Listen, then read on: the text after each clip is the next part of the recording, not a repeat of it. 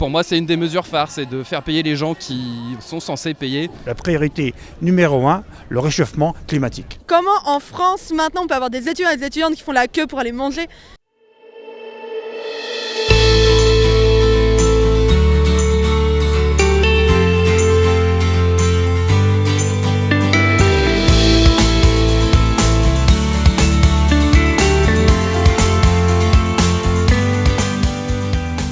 L'œil gauche a voulu alors rencontrer ses électeurs pour qui Mélenchon rime avec conviction.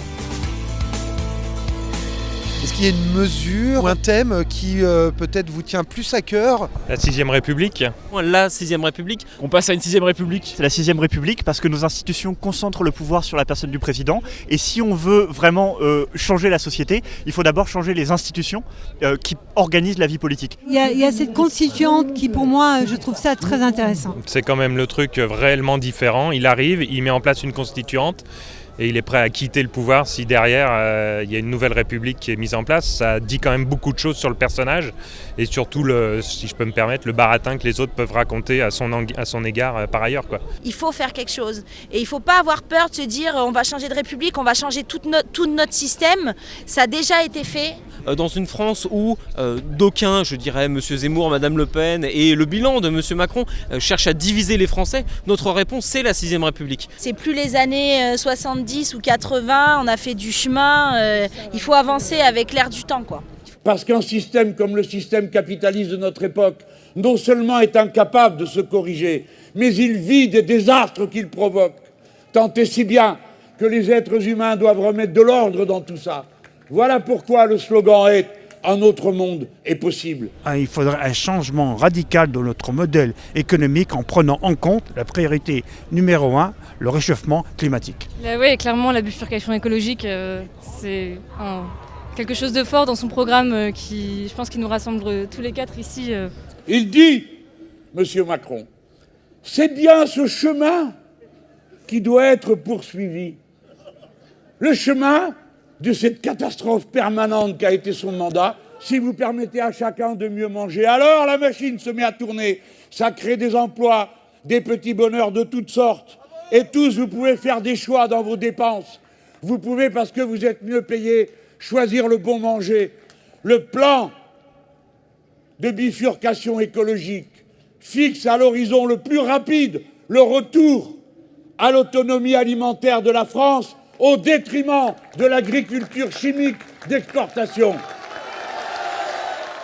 Éradiquer la pauvreté, la défense des droits des femmes, le milliard qui est demandé par l'ensemble des associations pour venir, pour pallier à toutes ces injustices de tout ordre. Je ne vais pas vous les énumérer, vous les connaissez. Oui, 300 féminicides par an, par exemple, bien etc.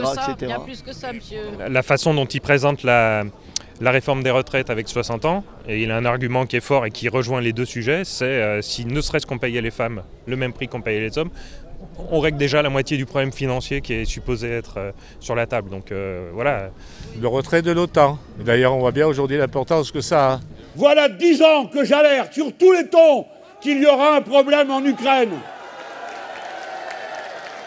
Quand vous réfléchirez et que vous déciderez à qui vous confiez le sort de nos armes et de notre paix, demandez-vous où étaient tous ces gens qui aujourd'hui font des discours et se donnent des airs importants. Quand on les alertait, que disaient-ils? Que faisaient-ils? Rien, à part m'accuser et me caricaturer. Non aligné que je suis, je ne veux pas de la guerre de M. Poutine, ni de son ordre mondial. Moi, c'est surtout la destruction des systèmes de retraite. Moi, je pense à mes parents, aux métiers pénibles et ça, pareil, semaine de 32 heures. Je pense que nous qui allons rentrer bientôt dans le monde du travail, on est content de se dire qu'on pourrait peut-être avoir une retraite à 60 ans et peut-être faire une semaine de 32 heures, quoi. Donc, pour moi, c'est une des mesures phares, c'est de faire payer les gens qui sont censés payer et qui, voilà. Pour résumer, le retour de l'impôt sur la fortune, c'est quelque chose qui vous parle, du coup? C'est le minimum, ouais. C'est le minimum.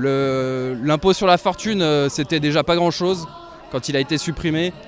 Mais remettre des tranches, par exemple, sur les impôts. Si nous l'emportons, la classe moyenne cessera de porter sur son dos de pauvres bourricots toute la société. Il y aura 14 tranches d'impôts au lieu de 5 Et tous ceux qui gagnent en dessous de 4 000 € paieront moins qu'avant. Et nous rétablirons l'ISF. Et catastrophe supplémentaire, il sera progressif. Vous êtes étudiant ?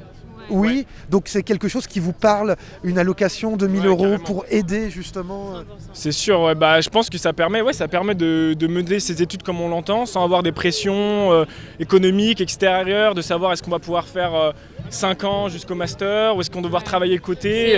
C'est ouvrir l'accès aux grandes études à tout le monde en fait, et que ça soit à la fin aussi des privilèges. Et si on veut un pays avec une économie qui fonctionne, il faut élever au maximum le niveau de qualification des travailleurs, et ça on peut le faire qu'en donnant aux étudiants les moyens d'étudier et d'étudier dans des bonnes conditions. Ça veut dire pas en passant 20 heures par semaine à travailler pour des salaires nuls qui parfois sont payés à peine au SMIC, voire en dessous.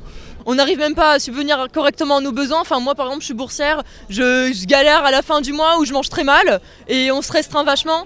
Donc là, avec une allocation de 1 063 €, ça va nous permettre vraiment de plus respirer et de moins avoir de soucis, de moins se faire du souci. Nous, on a vu les distributions alimentaires qu'on a organisées. On en a organisé à Grenoble, à Paris, c'était 500, 600 étudiants. Enfin, c'était partout en France et ça nous a gelé le sang. Comment en France maintenant on peut avoir des étudiants et des étudiantes qui font la queue pour aller manger? Et donc du coup la priorité c'est de donner à tout le monde les moyens d'étudier. Alors c'est très triste pour les millionnaires qui pourront un peu moins hériter et bien sûr pour les enfants de millionnaires, mais bon écoutez, c'est ça, 12 millions je crois qu'ils vont pouvoir se débrouiller. J'abrogerai et le gouvernement abrogera Parcoursup, cette ignominie. Alors je vous préviens, je ne suis pas un cadeau pour tout le monde. Si nous gagnons, plus personne ne pourra hériter de plus de 12 millions et tout le reste sera donné aux jeunes gens qui étudient soit à la faculté, soit au lycée professionnel. Vous allez voter pour lui, j'imagine ? Ah bah bien sûr. 2022, bien évidemment, oui, bien sûr. Oh oui, sans hésiter. Bien sûr que je vote Mélenchon cette année, bien évidemment. C'est le meilleur candidat pour moi. C'est le meilleur, oui. Donc on est très motivés. De toute façon, c'est le seul candidat. Donc, Et il y a les jeunes, la génération Mélenchon, elle est là, elle est présente. Mélenchon. Moi, je vais essayer de voter 2 fois si je peux. Qu'est-ce qu'on veut pour nos enfants? Qu'est-ce qu'on veut pour la planète? Qu'est-ce qu'on veut pour nos services publics? Qu'est-ce qu'on veut pour notre France? Voilà. Voilà pourquoi le slogan est « Un autre monde est possible ». Et nous allons le bâtir de nos mains. Nous allons le bâtir de nos espérances, de notre force, de notre engagement, avec nos bulletins de vote. Harmonie entre les êtres humains, car c'est la condition pour qu'on organise notre harmonie avec la nature, c'est-à-dire l'organisation des cycles de la production, de l'échange et de la consommation avec les cycles de la nature elle-même. Que ce qui rassemblera, c'est d'abord la clarté. Et c'est la rupture avec le passé, la rupture avec les politiques pourries de compromission, d'arrangement, où on promet une chose et on en fait une autre. J'ai 70 ans, je ne fais pas une carrière.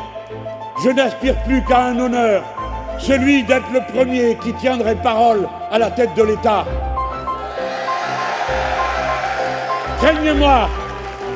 Craignez-moi, puissant.